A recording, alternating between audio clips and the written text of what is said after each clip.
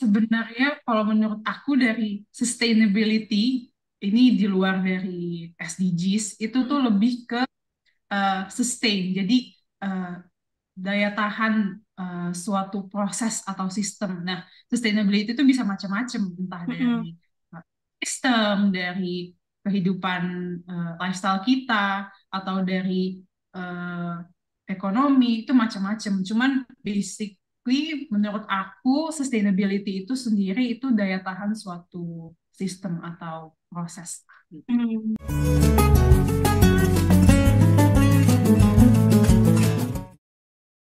Oke, sebelum itu mungkin kita kenalan dulu ya teman-teman. Jadi di sini sudah hadir Alisa.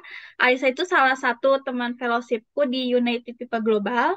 Jadi Alisa sudah lolos dari ribuan pelamar di seluruh dunia menjadi bukan kandidat sebagai UPG Sustainability Leader 2022. Selanjutnya mungkin perkenalan dari aku seperti itu. Mungkin Alisa ada tambahan nih terkait perkenalan Alisa.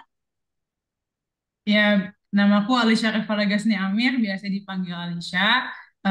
Benar kata Damai, aku juga salah satu cohort dari UPG SL 2022. Terus aku kuliah di Undip, jurusan biologi, dan insya Allah mau lanjut S2 nih. Wah, oh iya, kebetulan Alisa ini juga baru lulus banget tahun ini. Jadi benar-benar fresh graduate nih. Selamat ya. Oke. Tahun-tahun. Mm-mm. Oke, kita lanjut nih, Sa. Tadi kan udah background-nya kamu nih. Nah, apakah nih terkait background kamu kuliah gitu-gitu, nah kenapa kamu itu tertarik dengan dunia ini berkelanjutan gitu? Kalau bahasa kita kan sustainability itu berkelanjutan ya. Kenapa nih, Sa, kamu tertarik dengan dunia sustainability?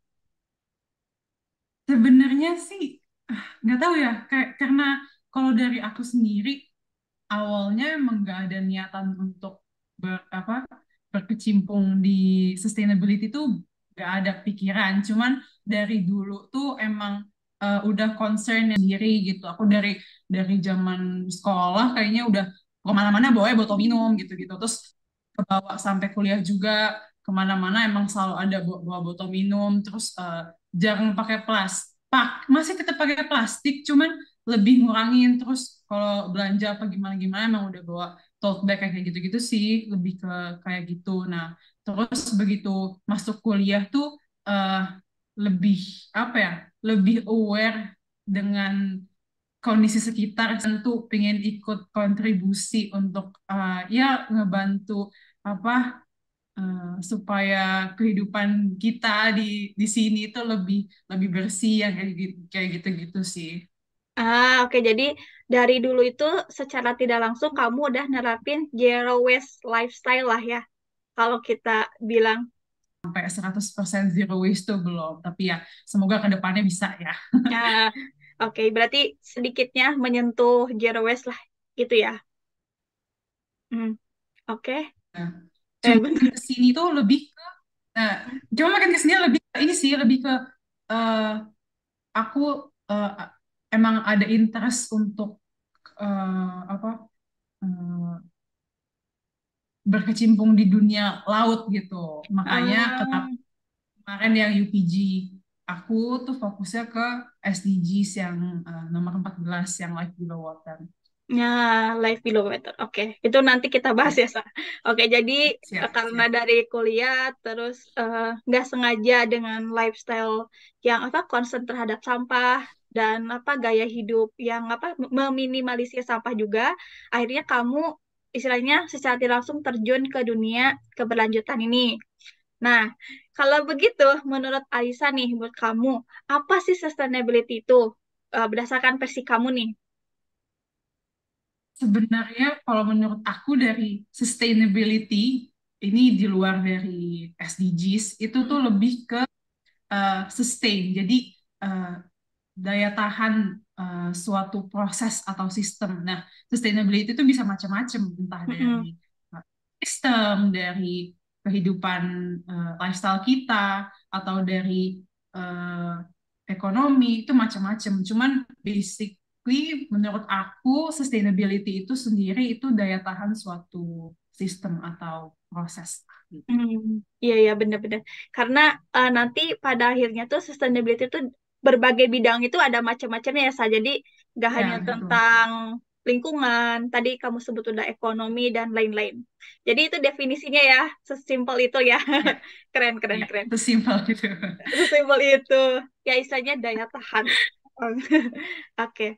Terus Sa, tadi udah disebutin apa versi kamu nih sustainability itu. Nah, kan SDGs itu ada 17. Dari SDGs itu yang banyak itu ya sampai lebih dari belasan. Kenapa nih memilih Life Below Water? Apa alasannya nih?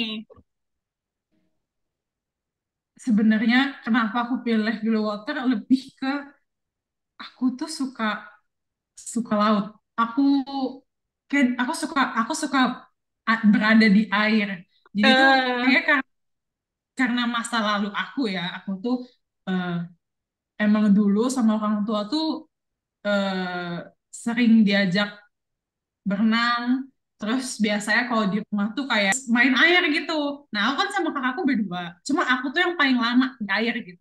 Mungkin dari situ ke hmm, bawah sampai TK itu aku suka banget berenang sampai ikut apa like, lomba yang kayak gitu-gitu lomba renang sampai SD sampai sekarang even kuliah kemarin sempat renang cuman waktu itu nggak ada adanya diving jadi aku masuk ke ah, situ.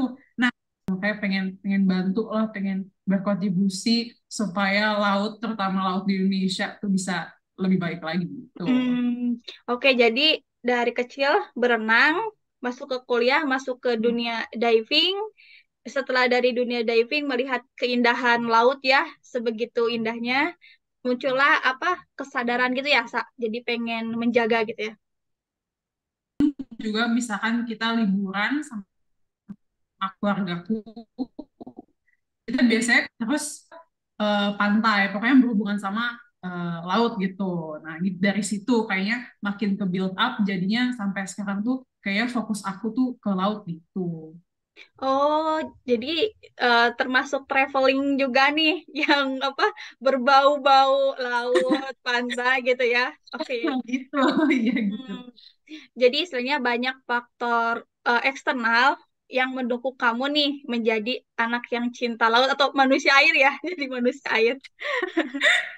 Ya, gitulah. Oke oke keren keren keren. Nah, kalau gitu pernah nggak sih Sa kamu punya project yang relate nih sama SDGs tadi nomor 14 itu? Sebenarnya untuk project yang aku sendiri, yang aku bikin sendiri itu belum ada sampai yang aku ikut UPG ini. Dan itu tuh Hmm. masih on progress. Tapi selama ini sih paling yang kayak ikut apa namanya, kayak ikut komunitas atau yang kayak ikut ada eh, apa sih namanya? Kalau di kemarin aku kuliah tuh sempat ikut MBKM. Terus skripsiku juga berhubungan sama SDGs, ya berhubungan sih. Hmm. Terus waktu itu juga pas KKN aku eh, proyeknya juga bikin apa pengolahan limbah plastik yang kayak gitu-gitu sih. Lebih ke bukan proyek yang kayak proyek besar gitu, cuman kayak ya berkontribusi sedikit-sedikit gitu sih. Oke, lumayan banyak sih tadi. Kalau MBKM apa, Sa? Singkatan apa itu? Jadi ada program Kementerian Pendidikan. Nah, Hmm. itu salah satunya programnya MBKM. Nah, MBKM itu kayak punya beberapa kayak cabang program kayak satunya tuh ada MBKM yang di kampus aku sebenarnya macem-macem. Cuman eh, yang aku ikutin itu ada program dosen yang kolaborasi sama MBKM. Nah, itu tuh bikin semacam keramba, keramba Hmm. yang di laut itu, keramba ikan, tapi dia itu sustainable gitu. Kalau Hmm. nama programnya Matching Fund ke Direka. Nah, Hmm. terus dari situ jatuhnya sih kayak magang ya. Jadi magang terus kita tuh kayak belajar pembuatan kerambanya, terus kayak pilihan pakan ikannya yang terbuat dari enzim, jadi lebih ramah lingkungan gitu. Terus dari situ kita juga belajar macam-macam sih. Jadi tapi berkaitan dengan keramba itu sendiri gitu sama kayak proses pembuatannya. Terus kita belajar ke orang-orang lokal di sana gitu loh. Terus ngasih edukasi yang kayak gitu-gitu. Oke, Cuma oke. kita lebih ke sampling. Kita juga sampling di kerambanya sama iya sih ya kayak gitu. Belajar sama sampling. Tuh. Oke, jadi Aisyah apa belajar langsung ya? Kan tadi magang ya, jadi programnya Iya, secara teori dan praktek langsung lah, ya gitu ya. Jadi tadi ada MBKM, project yang relate sama pengulangan sampah. Tadi bikin kerambak di laut juga gitu ya, project-projectnya nih. Nah, untuk misalkan ke depannya nih, misalkan kamu udah lulus juga nih, fresh grade juga gitu kan, akan memasuki tadi mau sekolah lagi ceritanya nih. Apakah nanti Insya Allah. jurusannya akan relate juga dengan hal ini atau beda lagi? Iya, jadi iya berkaitan. Jadi itu sebenarnya Oh, udah Nah, alhamdulillah udah keterima, cuman masih ada ya keterima dengan bersyarat gitu. eh, Nah, aku tuh lanjutin mendalami lagi, kan aku awalnya biologi. Nah, terus sekarang tuh ngambilnya ilmu lingkungan tuh. Sebenarnya aku sempat daftar ke dua universitas, yang satu itu lebih ke sustainability-nya, mm-mm. satu lagi lingkungan. Cuman kalau dipikir-pikir lagi untuk prospek ke depannya ya, untuk karir dan sebagainya macamnya, fokusnya macam-macam. Ada laut, ada perairan tawar, terus ada terestrial, pokoknya macam-macam deh. Nah, itu aku milihnya yang laut itu. Oh jadi apa ya kalau dibilang ada berbagai macam pilihan studi ya yang bisa dipilih Mm-mm. yang tadi Mm-mm. kamu sebutin, Mm-mm. tapi kamu memilih yang Ilmu lingkungan tapi fokusnya ke laut gitu. Jadi ilmu fokus lingkungan. beda-beda, tapi ya Hmm, prodi. Oke, jadi kamu udah keterima juga di dua kampus dan akhirnya kamu memilih di ilmu lingkungan ya untuk fokus ke laut. Hmm, Oke, keren banget ya ya. maksudnya. Ini tuh kayak kayak mulus banget ya jalannya maksudnya dari kecil. Gak tahu ya, aku cuman cuman apa nebak aja gitu. Nanti kamu cerita. Tapi tuh aku nggak ada, nggak ada target, nggak ada impian untuk ke sini. Dulu tuh Oh, aku nggak ada. Aku tuh dulu kuliah pengen masuk ke kedokteran hewan. Sebenarnya random banget sih. Terus nggak keterima, jatuhnya pokoknya tuh bener aku tuh pengen masuk ke UGM. Nah, hmm, UGM kedokteran. Terus gak keterima tuh dari SNM, SBM sampai UM itu gak keterima. Tapi aku emang dari SMA sih. Dari SMA tuh emang pengen ngambil kedokteran hewan dari SMA pasti. Terus gak ada kepingin masuk biologi atau yang berhubungan sama air, itu nggak ada sama sekali. hmm, Terus begitu terima, bingung dong masuk mana. Terus hmm, eh, ada tuh Undip buka mandiri kan, buka ujian mandiri. Terus pilih jurusan apa ya yang kira-kira nyambung sama kedokteran hewan, tapi nggak kedokteran gitu, hmm, bukan kedokteran. Terus ya udah biologi aja. Jadi itu aku pilihan pertama biologi, pilihan kedua ilmu kelautan. Setauku awal-awal mau masuk Undip, pokoknya awal-awal mau milih Undip itu tahu kalau ada fakultas FPIK Perikanan dan Ilmu Kelautan. Cuma nggak tahu kenapa aku milih pertamanya biologi, terus kedua ilmu kelautan dan keterima yang biologi. biologi. Tuh, ya. Oke. Sampai S2 pun gak nyangka bakalan masuk ke ilmu lingkungan. I see, I see. Jadi kamu ini bukan yang ditargetin ya, maksudnya bukan yang bener-bener kamu. Nah, Ah, oh, ya. interesting ya maksudnya. Oh, oke, oke. Iya, emang di luar jalan, di luar plan gitu. Oke. Karena aku lihat juga sebelumnya kamu juga habis fresh graduate tuh aku lihat kamu juga mau masuk ke dunia kerja nih. Makanya aku katanya agak kaget. Wah, sekarang mau kuliah gitu. Sebenarnya sih itu isi waktu luang gitu loh. Aku tuh mulai kuliahnya sekitar bulan Juli gitu.